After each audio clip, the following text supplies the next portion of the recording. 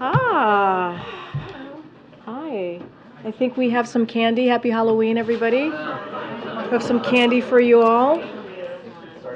Thank you for having our family. Thank you. Oh, that was lovely. It was really lovely meeting so many folks here as kids and families, and so hopefully everyone had a wonderful time, and we were happy to host all of you and your families. All right, don't be fighting over the candy now. It's enough for everybody. Happy Halloween and good afternoon.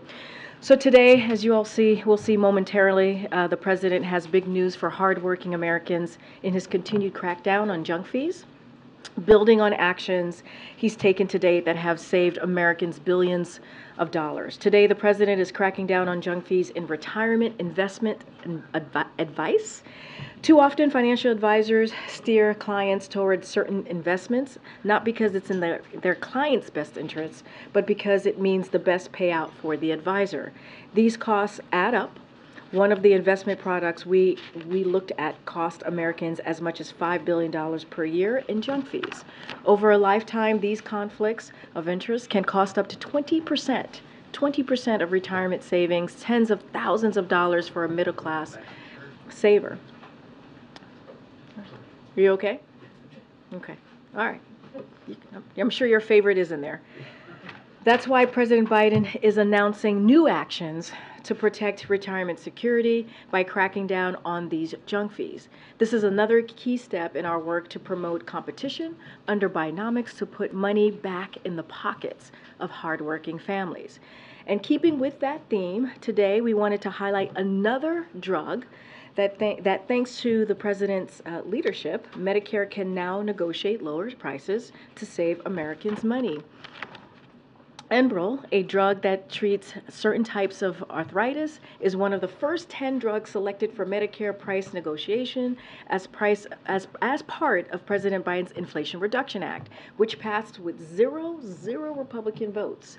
You can see from the chart about this particular drug. Last year, more than 47,000 Medicare recipients took this drug, and those seniors spent over $43 million in out-of-pocket costs, while Big Pharma made record profits.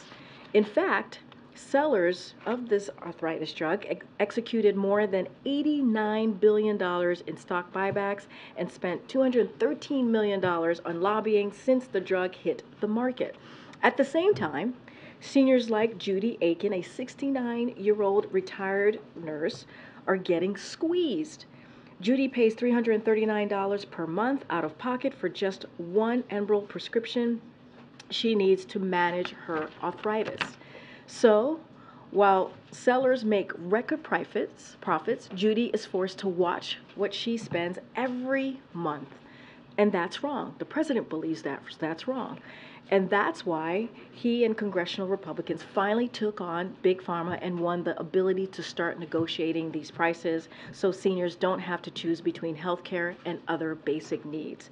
And thanks to the Inflation Reduction Act, millions of Americans will see lower prescription drug costs. Now, this morning, as you all know, President Biden held a meeting with a bipartisan group of senators to discuss efforts to ensure trust, safety, and accountability in AI development. Senate Majority Leader Chuck Schumer was here, Senator Mike Rounds, Martin Henrich, and Todd Young participated in the meeting, and the president thanked them for their leadership on this incredibly important topic. The executive order President Biden signed yesterday is the most significant action any government in the world has taken on AI, and we're talking about safety, security, and trust, and it will ensure America leads the way in a responsible way as we move forward with AI innovation. As Congress works to determine its exact approach, the president is urging members to move forward on legislation swiftly in a bipartisan manner. With that, Admiral John Kirby from the National Security Council is here today to give an update on Israel and take any other foreign policy questions you may have for him. And Admiral? Okay. Good afternoon. So today I'm pleased to say that another 66 trucks got into Gaza over the last 24 hours with life-saving humanitarian assistance, including food, water, and medicine. It's the highest single-day delivery so far But again, it's a trickle compared to what needs to get in, and we're going to keep working that very, very hard. Dozens of more trucks are expected to clear today. Expected to clear. I want to caveat it with that. We're obviously watching this as closely as we can. We hope that they all get in. But still, again, it's just a fraction of the need. We're also continuing to press for the resumption of essential services, including water and the delivery of fuel. Fuel is going to be critical here, certainly in coming hours and days, as the existing stocks are running low to near empty. And of course, we're supporting efforts for safe passage for civilians in Gaza and those wishing to depart, while making it clear that we will not support any forced relocation of Palestinians outside of Gaza. Now, to that end, and to all those ends, President Biden will speak with His Majesty King Abdullah II of Jordan this afternoon to discuss further cooperation with Arab partners to address this worsening humanitarian situation, and certainly we'll have a readout for you when that call concludes. Now, on the topic of humanitarian aid, again, we've said this many, many times, but it is absolutely critical. And we know that there's bipartisan support for that. There continues to be strong bipartisan support for supporting Ukraine as it continues to defend itself. This is international interest, and these two issues, Ukraine and Israel, are intertwined. Putin and Hamas may be different threats, but as the president said in his primetime address a week or so ago, they both want to annihilate a neighboring democracy. History's taught us that when terrorists don't pay a price, when dictators don't pay a price, they only cause more chaos, death, and destruction. They just keep going. And the cost and the threats to the United States and to the world keep rising. To paraphrase Winston Churchill with a little bit of my Florida upbringing, it's like feeding the alligator, hoping that he's going to eat you last. Secretary Austin and Secretary Blinken testified this morning before the Senate about how critical it is to advance the national security supplemental request that the president has put forward. And quite frankly, as Karine noted in her statement last night, demanding offsets for core national security needs like supporting Israel and defending Ukraine is a break with the normal bipartisan process that could have devastating implications for our safety and for our national security interest overseas. There shouldn't be any political games played here with our national security or trying to turn support for Israel's self-defense into some sort of political football. So with that. Thank you. Admiral Kirby, would President Biden veto any funding bill that provides assistance to Israel but not to Ukraine? I don't have a specific reaction to speak to today. I think we've been very clear. You saw it in Karine's statement last night, how deeply concerning this House Republican bill is, and how it doesn't meet our national security needs. And as Commander-in-Chief, the President's never going to do anything that doesn't meet our key national security needs.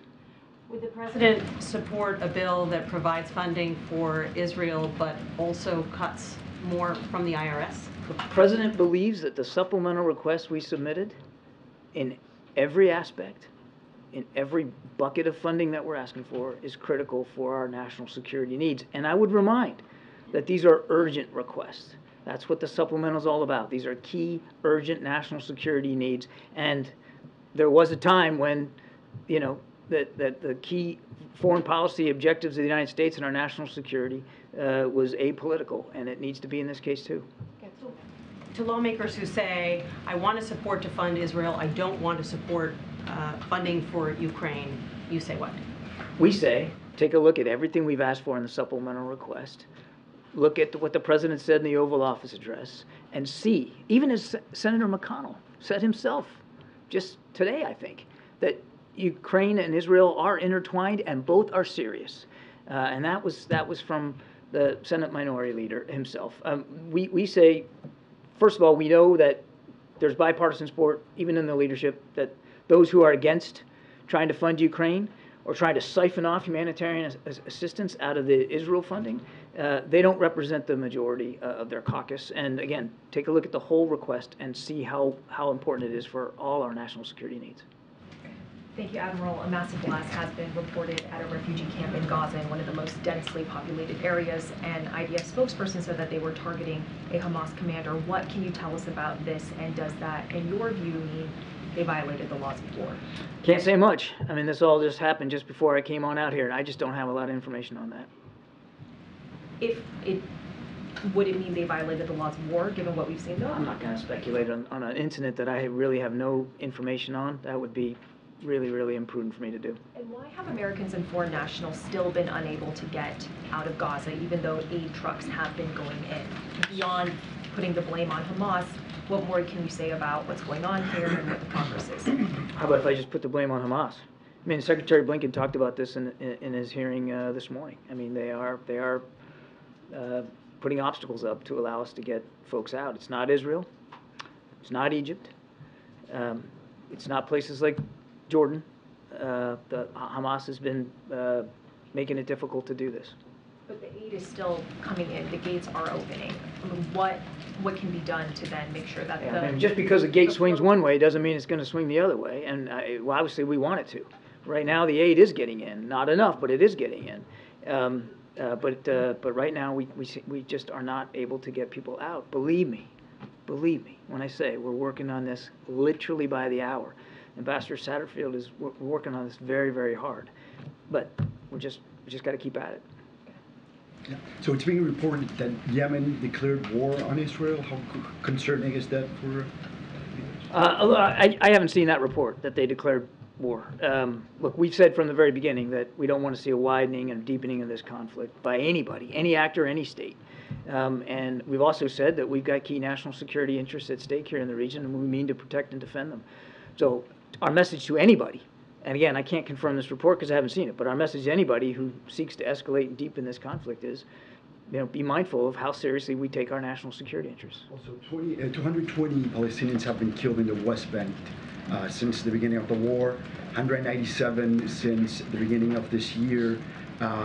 Also, how concerning is it for you that Netanyahu is opening a new war front in the West Bank, considering this killing? The President spoke to this himself out there in the Rose Garden with the Australian Prime Minister, specifically talking about how dangerous it is that extremists in the West Bank are killing innocent Palestinians, and it's got to stop. It's deeply concerning.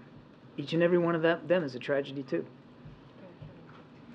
It's expected the Senate will move forward to confirm Jack Lew for the position of ambassador to Israel. How do you see his role having any impact on some of these negotiations? And can you talk about, is there a way to, I know why there is concern with Israel about fuel, but in terms of power or other of those services, you talked about wanting to see restoration. Is there some other package that could be moved forward that you think could provide some relief to civilians but not undermine Israel's military goals? I'm not sure what you mean by package, but let me try it this way, and if I don't get you, you tell me if I'm wrong here. But obviously we look forward to Jack Lew's eventual confirmation here as an ambassador to Israel. It seems like it's moving right along. I don't want to get ahead of the process, but that's a terrific thing. He's more than qualified to be our ambassador to Israel, and we're very excited to get him over there so that he can get on the ground and start leading our efforts to support Israel in their fight against Hamas, but also to help us integrate and continue to lead the effort to get humanitarian assistance to people of Gaza. And our expectation is that Mr. Lew will be taking the lead on those issues once he gets on the ground. On your question about a package, Power or fuel, when I said package, I meant like, is there some complement of those different types of utilities or resources that would be beneficial but are not undermining the Israeli military capability? Is there some way to try to have less of what you're asking for that could be a benefit? We would argue and have argued that all of those essential services, as I mentioned in my opening statement, are critical. They're all important, and they're all urgent right now, particularly fuel. And fuel's related to the water problem because they use it for the pumps at the desalination plants. So we would argue they're all critical, and we are literally working this in real time. Now, some food got in on these trucks today, bottled water, and I'm sorry, I said water. Some water got in on the trucks today, sorry. No fuel has gotten in. And the existing stocks are dang near down to zero, and that's perilous here for the hospitals, for the water pumps, and so we're working hard with Israel to make sure we can find some accommodations to get fuel in.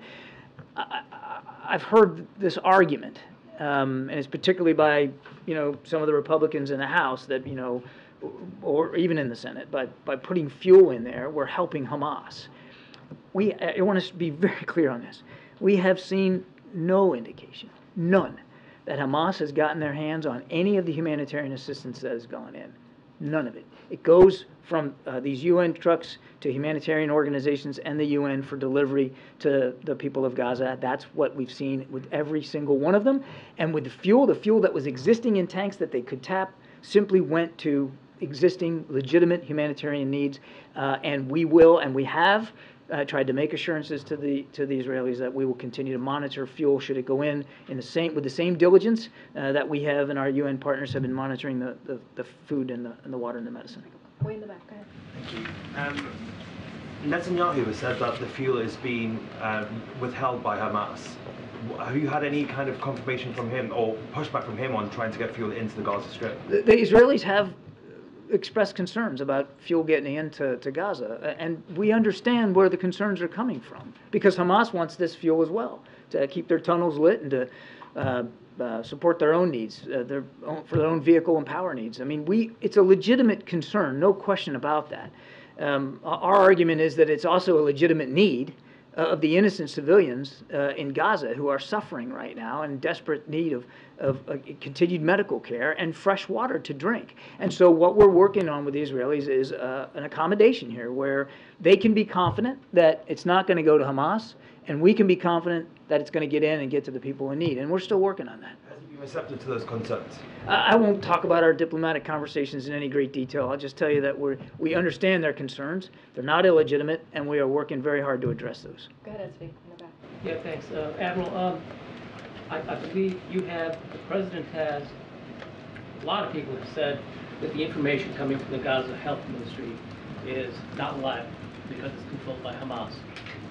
We can see on social media just terrible things happening, presumably to civilians, children, in Gaza. So does the United States have its own estimate of what's happening and how many people in Gaza, and where should the rest of us get accurate information on that count? We are doing the best we can to try to get an assessment of the scope of the casualties. And you can imagine we're pulling from multiple different sources. We certainly are not taking the Ministry of Health's numbers at face value. You know, we're talking to partners on the ground now that we have a direct linkage with 8 organizations on the ground. As these trucks are getting in, we are getting a little bit more fidelity on the situation. So we are pulling from multiple sources. And without spouting a whole number here, I can tell you we are convinced that there have been many thousands of civilian deaths in Gaza thus far in the conflict. And as I've said before, I'll say it again, each and every one of them is a tragedy. Each and every one of them we should work to prevent. We know that each and every one of them means that there's some grieving family somewhere out there that's going to need support and going to need help. We know that. And so we're continuing to monitor as best we can, and we are continuing to stay in touch with our Israeli counterparts about the need to reduce and minimize civilian casualties as much as possible. Back to this blast in northern Gaza. What is clear is that there are and will be many, many casualties as a result. The president and everyone on down have made very clear that they are urging Israelis to minimize civilian casualties as much as possible. Is it clear at this point that that is not happening, that civilian casualties are not being minimized? If you're asking about that specific explosion, I don't know. I don't have any context. General, but also with that. As I've said repeatedly, MJ, I mean, we're not going to react to every event in real time, but we've certainly recognized that civilians have been hurt, civilians have been killed to the tune of many thousands, that infrastructure has been damaged by these airstrikes. We recognize that. We observe that, and we're not accepting of any single civilian death in Gaza. They're all tragedies, and we continue to work and will continue to work with the Israelis about the need to respect human life and to try to limit civilian casualties. What I said yesterday, though, needs to be repeated, that unlike Russia and Ukraine, and unlike what Hamas did on the 7th of October, the killing of civilians is not a war aim of Israel. I'm not denying that it's happening. Now, of course it is, and it's tragic. But it's not the goal of Israeli forces to go out and deliberately take innocent civilian life. And they have tried to make efforts to minimize that.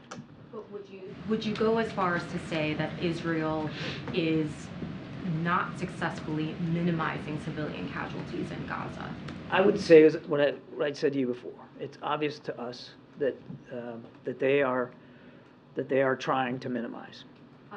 Secretary Blinken said today that U.S. officials are in close communication with Americans who are stuck in Gaza, wanting to leave, phone calls, emails via WhatsApp.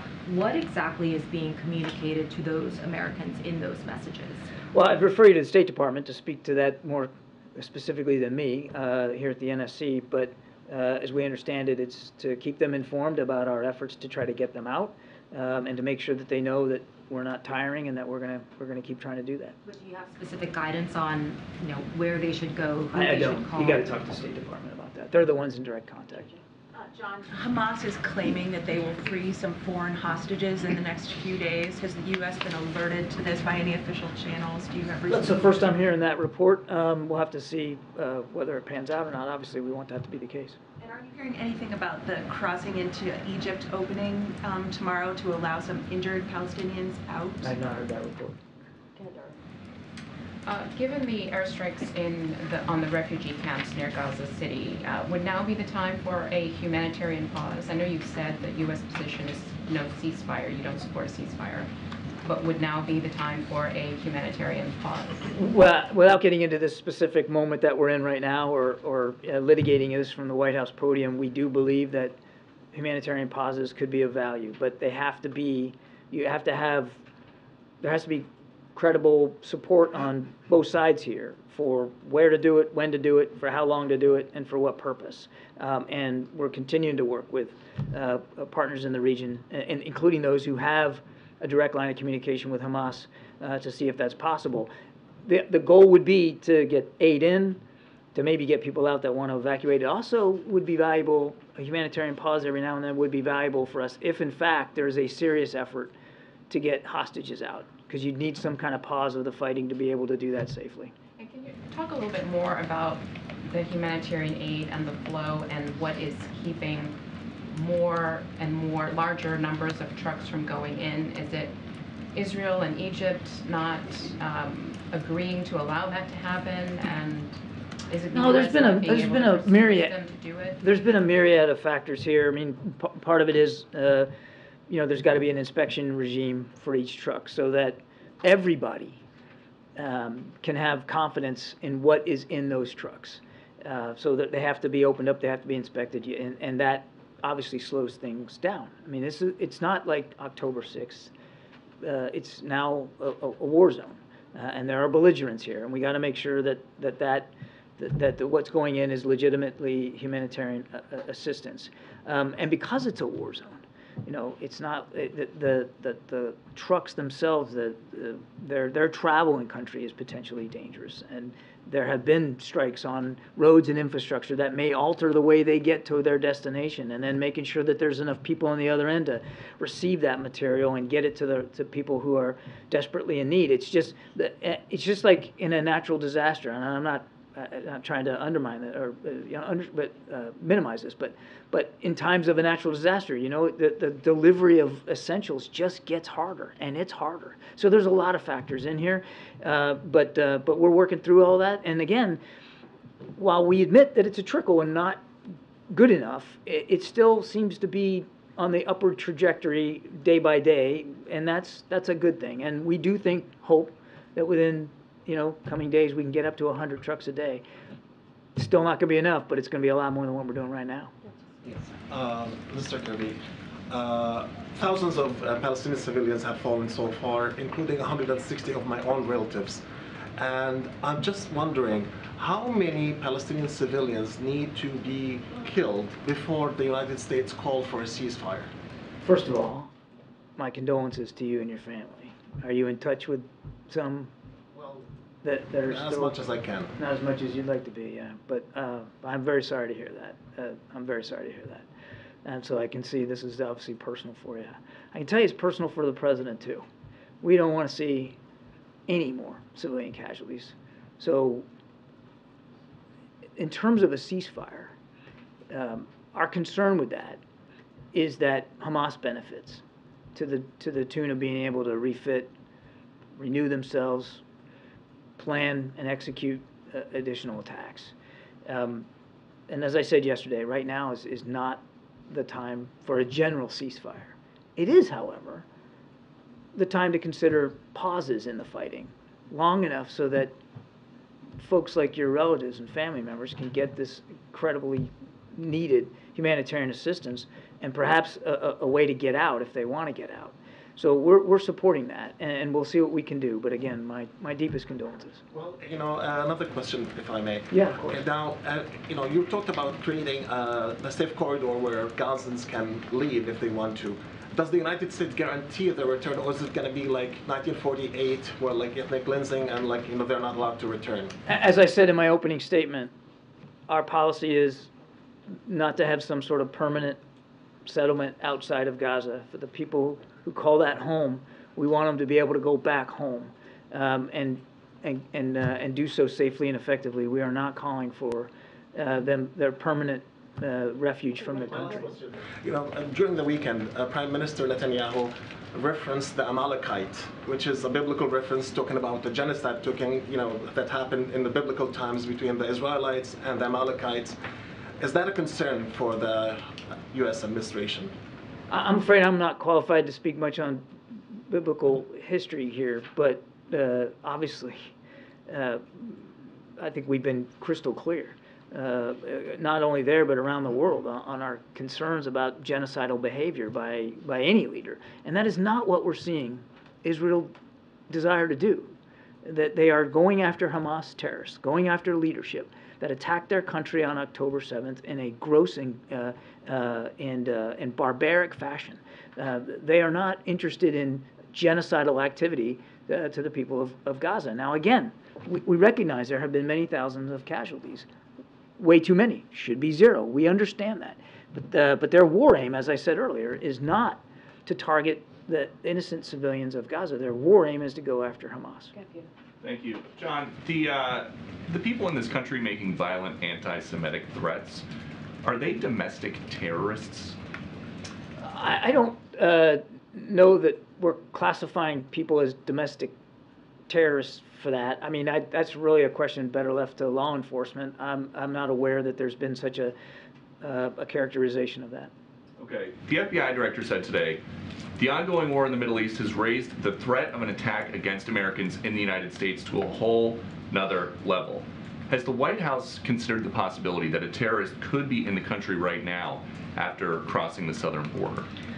Peter, we are always concerned about the potential presence on U.S. soil of terrorists coming from overseas. That's something we're always worried about. But there was this bulletin last week. The CBP in San Diego said militants associated with the Israel-Hamas war may be potentially encountered at the southwest You're talking border. about the San Diego. Yeah. Yeah. Is there any heartburn around here? 600,000 known gotaways just in the last fiscal year. Yeah. Is there any heartburn about leaving the border in such a condition that one of those 600,000 could be a terrorist? So let me just break this down for you just a little bit here. First of all, I can't speak to this intelligence report that was leaked to the media. I wouldn't do that. I can tell you that we are constantly monitoring, as best we can, all ports of entry to the country for the potential arrival of anybody who might wish us harm.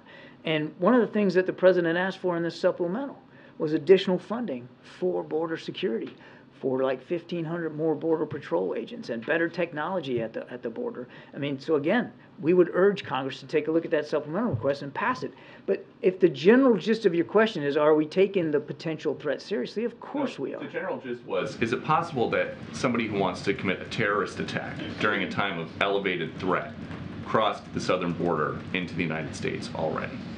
I couldn't possibly answer that question, Peter. All I can do is tell you that we have remained vigilant to that potential threat. Good, John. you. John, can you give us an update on how talks with the Qataris are going in terms of helping hostages get out? I really am not at liberty to get into too much detail, Jeff. What I can assure you is that we are still having discussions with our partners in the region, and the Qataris have been useful in that regard. We are continuing to have discussions about getting the hostages out. Following up on MJ's question, the IDF has confirmed while you were standing here that the attack on the refugee camp and hospital was an Israeli one. How do you square that with what you're saying about Israel trying to avoid civilian deaths?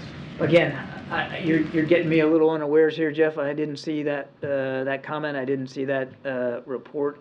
So I don't want to speculate about what might have happened or what might not have happened. What I can tell you is that we have indications that they are trying. I'm not predicting that on any given day they aren't going to fail to meet their own expectations about killing civilians. Sadly, our own experience as a military over the last 20 years has shown us that even with our best intentions and all the efforts that we put in to avoiding civilian casualties, we still cause them.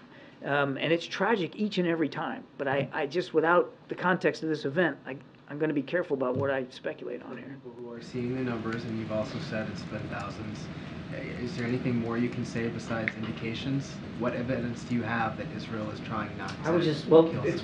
It's based on literally a daily conversation that we're having with our Israeli counterparts about their goals, their strategies, and their plans, and the questions that we would hope they're asking themselves, like we would ask ourselves before embarking on military operations.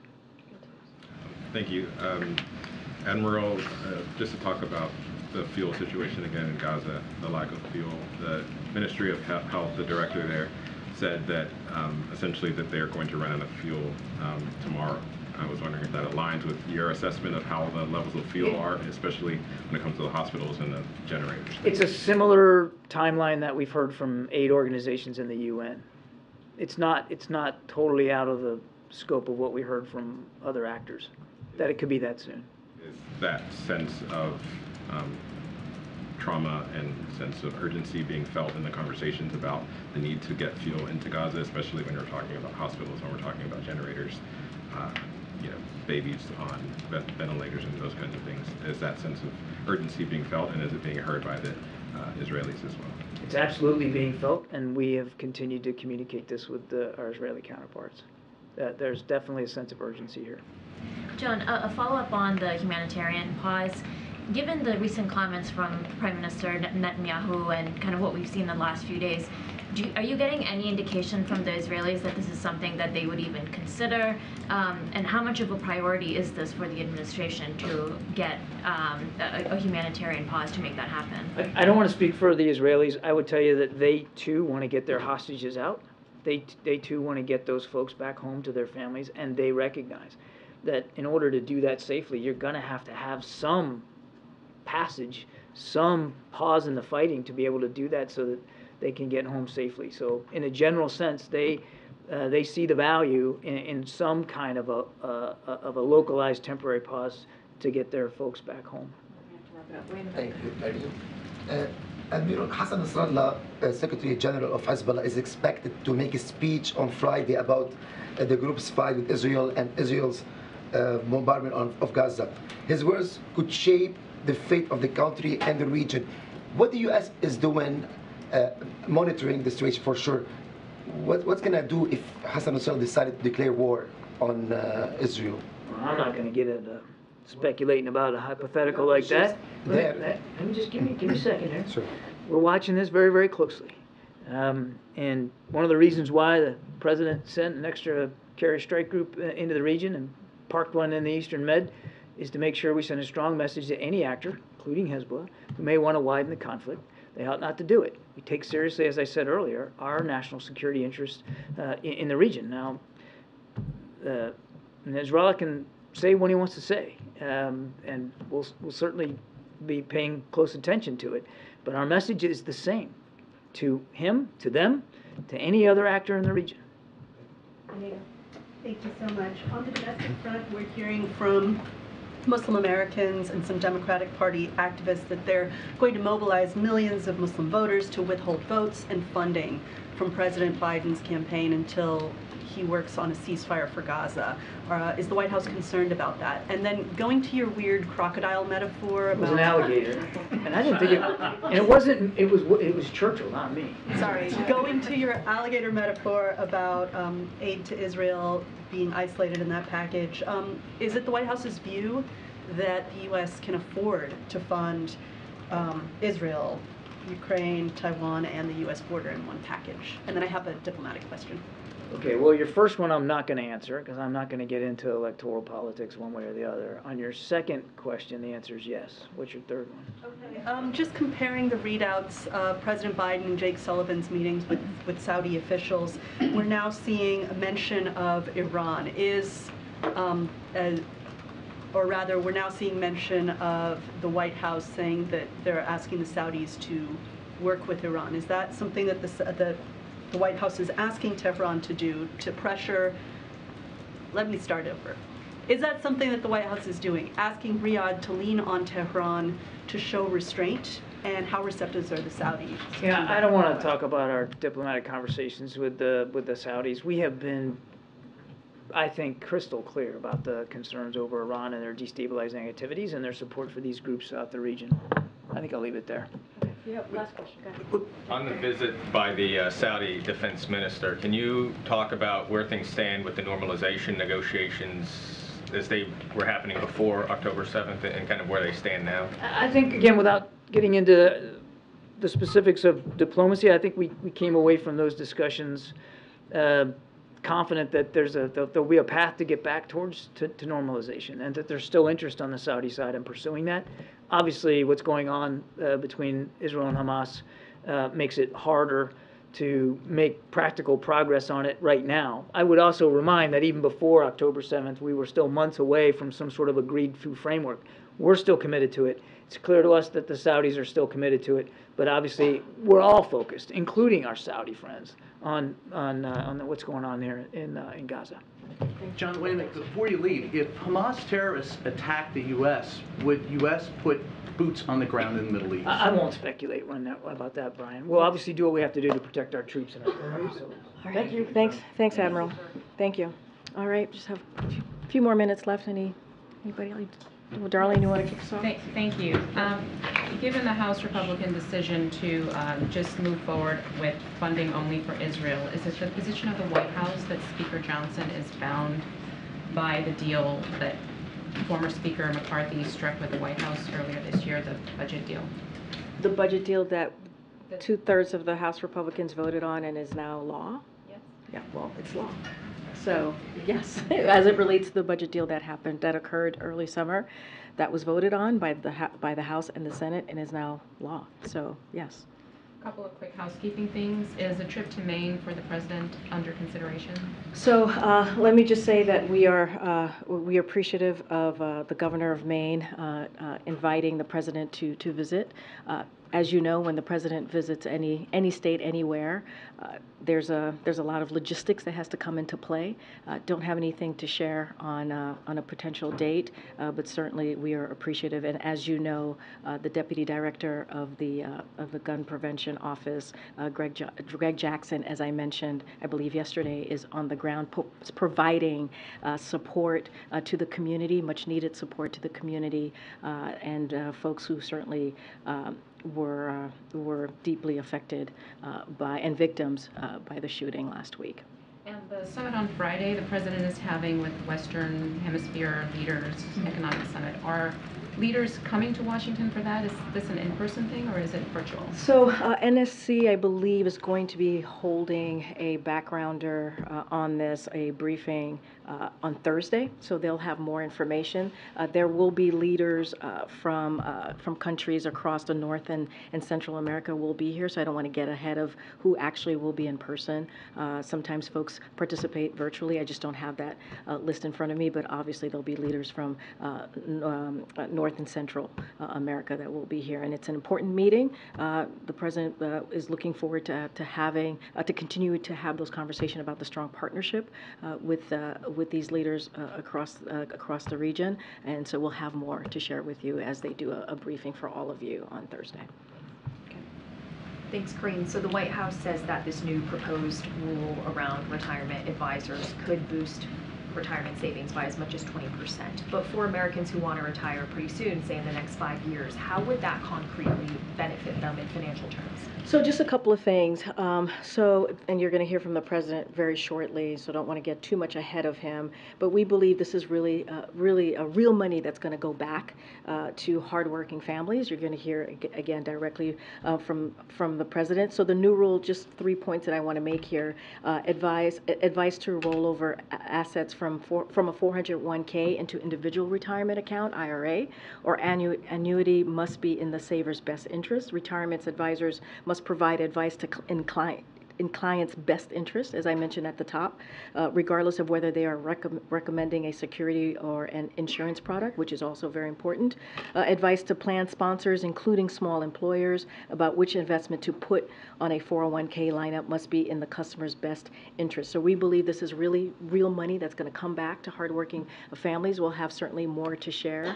Again, when it comes to this type of, when we talk about junk fees, when we're talking about rules like this that really bring to bear what it's costing, billions of dollars that it's costing Americans. We've heard from the president. He wants to continue to make sure that we take away that burden that Americans feel and American families feel, and give them a little bit more breathing room, making sure that the economy works for them. And this is something that the president has been steadfast on, and so he's going to continue to. He's very proud to announce this new rule to really obviously, this is about retirement, and we're going to continue to do that. But in plain terms, how is that enforced? How do you guarantee that a retirement advisor has the client's best interest in mind, is adhering to high standards? So look, we believe that the Department of Labor has this authority, right? So there is going to be enforcement that's going to be done via the Department of Labor. That is an authority that they have. We're very comfortable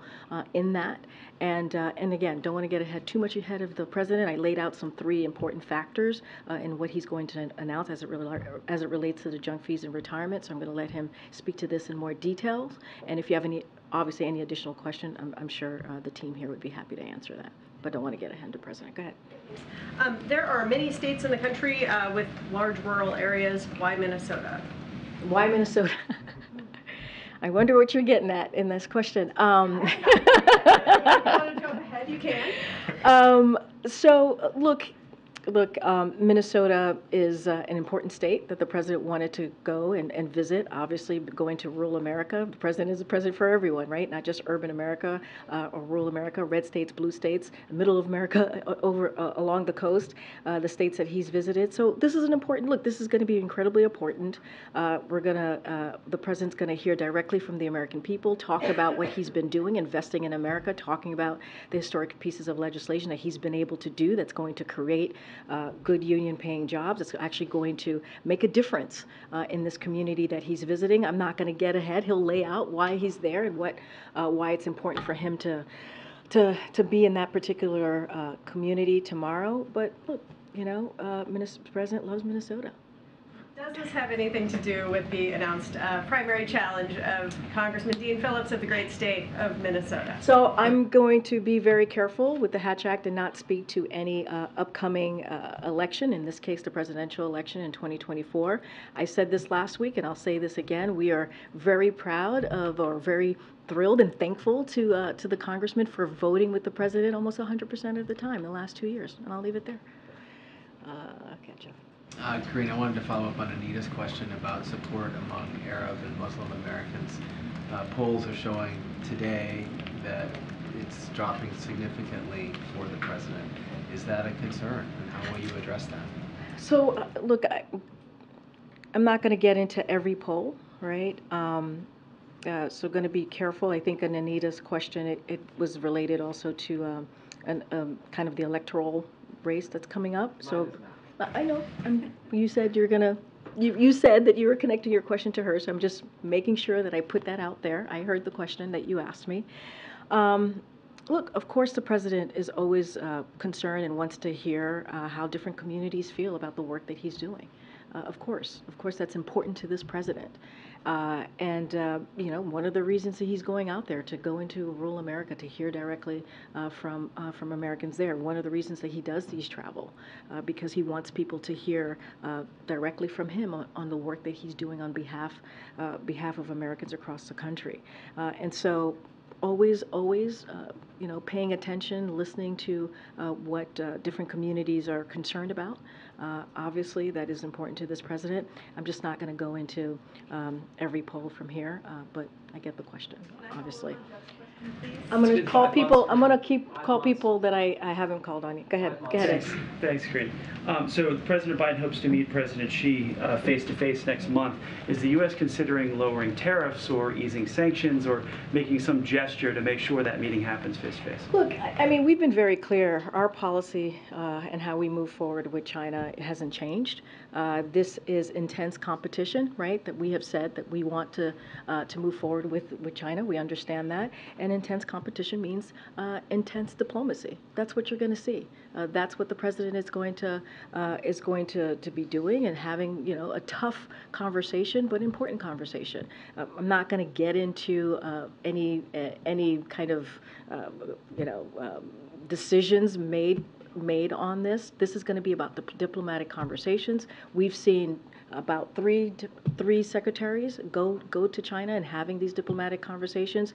We saw Secretary Blinken. We saw also National Security Advisor Jake Sullivan having important conversations, diplomatic conversations with their counterparts in China. This is important. This is an important relationship. Again, this is about competition. That's what we want to see with China, and this is going to be an important diplomatic conversation that they're going to have. Is the Chinese not saying yes at the moment To what? to a face-to-face meeting?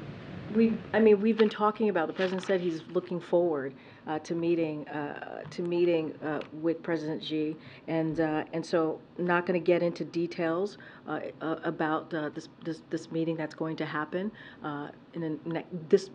tomorrow's November, next month.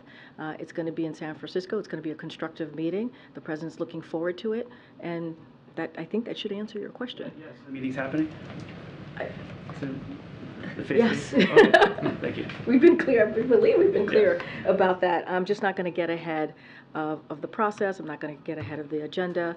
Again, this intense competition it's always important to have this type of diplomatic conversations. That's the best way to manage this type of competition that we see through intense diplomacy, and that's what's going to happen. That's going to be happening with the president. Go ahead. Confirm that the meeting with President Xi is happening? What I'm saying is that we're aiming to have a constructive conversation meeting between the leaders in San Francisco in November. So that's what I'm saying. That's what's going to happen the next month in November. We're having a constructive conversation in San Francisco. Yeah. So I think I just confirmed it. Go ahead, Karen. Okay, I was going to ask that too. But back to Maine, without confirming any trips or talking about that, has the president spoken to the families of the victims of the shooting in Maine? Don't have any conversations or any readout for you at this time.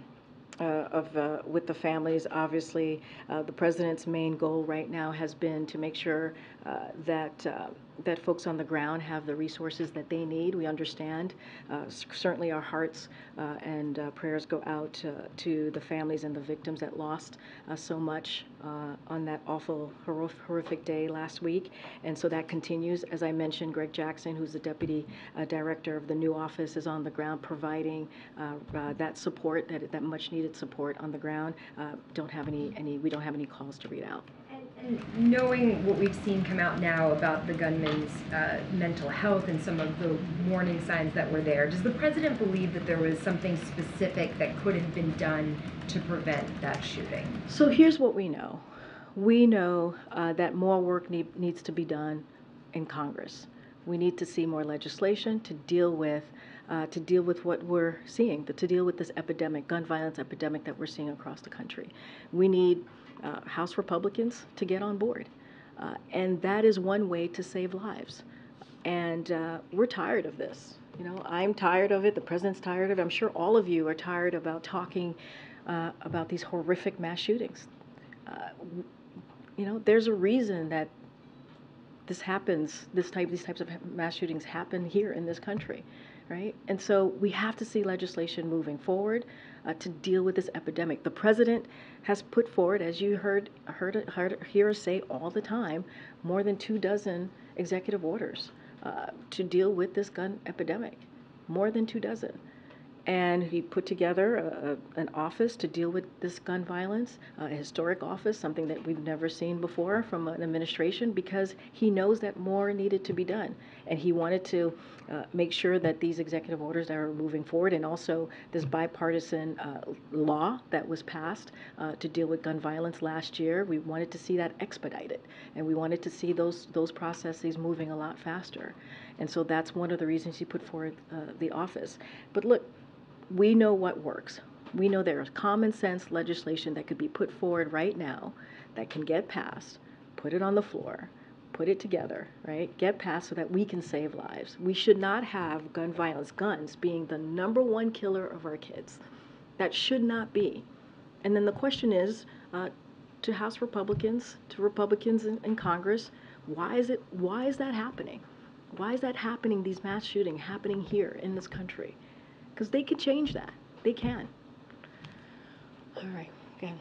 Karine, you talked, well, actually, I wanted to ask, you've served in this role for quite a while now. I don't know what the average tenure is for a press secretary, but what's your anticipation moving forward? How much longer would you like this job?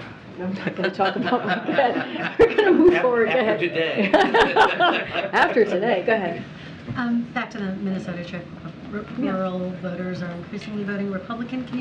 To what extent is this trip part of an effort to reach out to conservative communities? Will the president or any of the cabinet secretaries be going to any red districts on this trip going forward? The president says this all the time. He's the president for everyone. Again, I just said this at the top earlier when I was answering this question to one of your colleagues. It doesn't matter if it's a red state, blue state.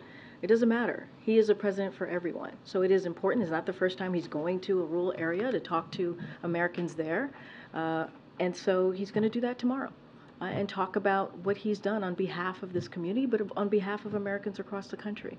And so this is, the president truly, truly believes that he is a president for everyone. And so this is part of that. It's important, just as he goes to urban parts of the country, suburban parts of the country, to also visit rural areas of the country too. And that's what you're going to see from the president. And you'll hear directly from him and he'll speak to it. Go ahead. Jojo. Yeah, thank you. That's my new nickname. I know, I saw your tweet. You're enjoying your new nickname. Yeah, you know.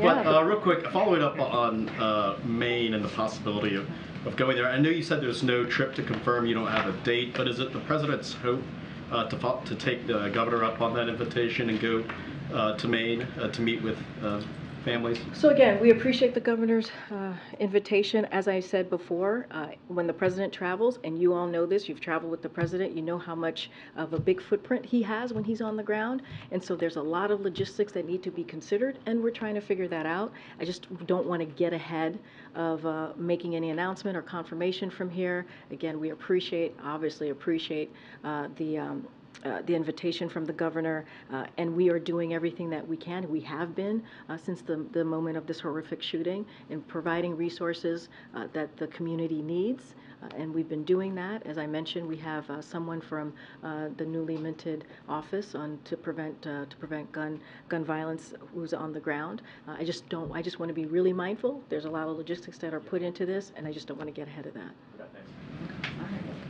Okay, go ahead, Anita. Thank you so much. As Jeff mentioned, there are very many angry Muslim Americans right now who feel like the president isn't listening to them in their appeals for a ceasefire. What is your message to this group of Americans, and what efforts have you made at outreach to this group specifically? So a couple of things. Look, what I can say is this. The president knows that Muslims and those perceived to be Muslim have endured a disproportionate number, certainly of hate-fueled attacks, right, as we talk about what we're seeing here. And so he also understands that many of our Muslim, Arab American, and Palestinian American loved ones and neighbors are worried about the hate being directed at their communities. And so leaders at every level of this administration will continue. We're going to continue to engaging with the Muslim community, the Arab American community, and Palestinian American leaders to hear their concerns right? And also to hear their feedback on how best, certainly to combat the discrimination, the hate and discrimination that they're seeing as well.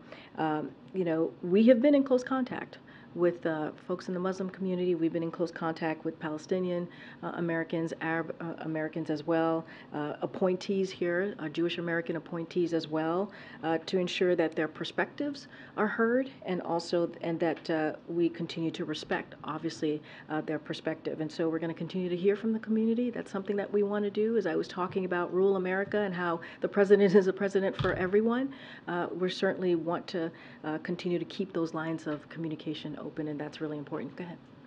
Okay. Thank you, Karine. Just real quick, how closely, if at all, is the White House tracking this 14th Amendment lawsuit in Colorado? I don't have anything to say about that. I'm not tracking that very closely. There's no concern that if former President Trump is taken off the ballot, it might embolden support for him in other states? Look, I'm just going to be really, really careful on anything that is related to ballots, elections, upcoming elections, especially as you're asking me about 2024. I'm just not going to comment. Certainly not going to comment from this podium from here. All right, thanks everybody. It's anti-democratic to refuse questions from one of our country's 4 largest newspapers, Karine.